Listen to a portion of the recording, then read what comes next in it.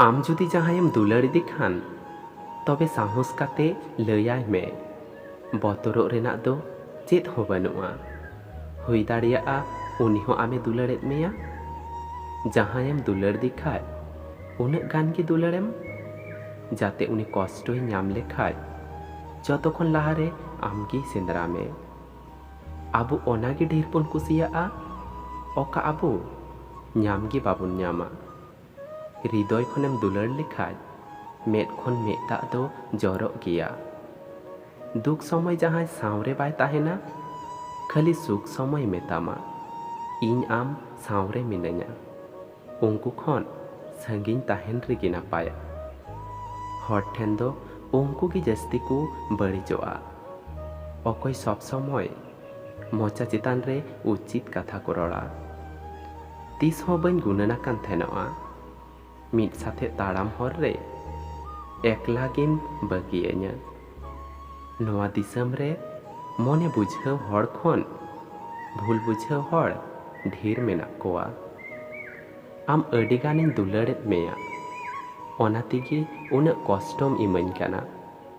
नेलाम मिद दिन जतो कष्ट साहाव काते आम होñ हिड़िñ मेया।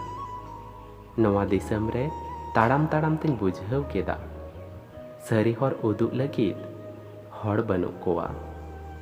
सारी दुलाड़ रे झगड़ा जस्ती हुयुग रेहों दुलाड़ दो अडी गहिर ताहेना। इन बाñ रांगाव बाड़ाआ चेदाग से इन बाडाया इᱧᱟᱜ रांगाव रेना मूल्य अकय ठेन हो बानुआ। धरती रे जतो हड़ाग मने रे कष्ट मेना गेया खाली प्रकाश रेना धरन जुदा जुदा गेया। पेड़ा रूप तेदो जहां जीवन रे आलम चलाआ। हुई दाड़ियागा थोड़ा दिन उनिम रस्का अचुइया लांदा अचुइया आर आम जखनेम रुवाड़ा आमाग ठिकानाते उन समय उनी सारा जीवनेम राग अचुइया।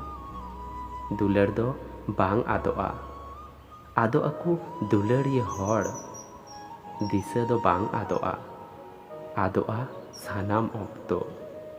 तो बया को आपेरेन दुलाड़िया हर अड़ी नापाय दुलाड़ काते आपे सावरे दोहो कोपे। आर नोआ भिडियो पे कुसियाग कान खान मिदटांग लाइक तबुन पे आर कमेंट दो आलपे हिड़िñा। कारण आपेया मिदटांग लाइक आर कमेंट गी इन भिडियो बनावे उत्साह होइñा। आर नोआ चैनल रे पे नावा गी खान नोआ चैनल पे सब्सक्राइब उटुका। तो नापाय ताहेन पे जतो हर।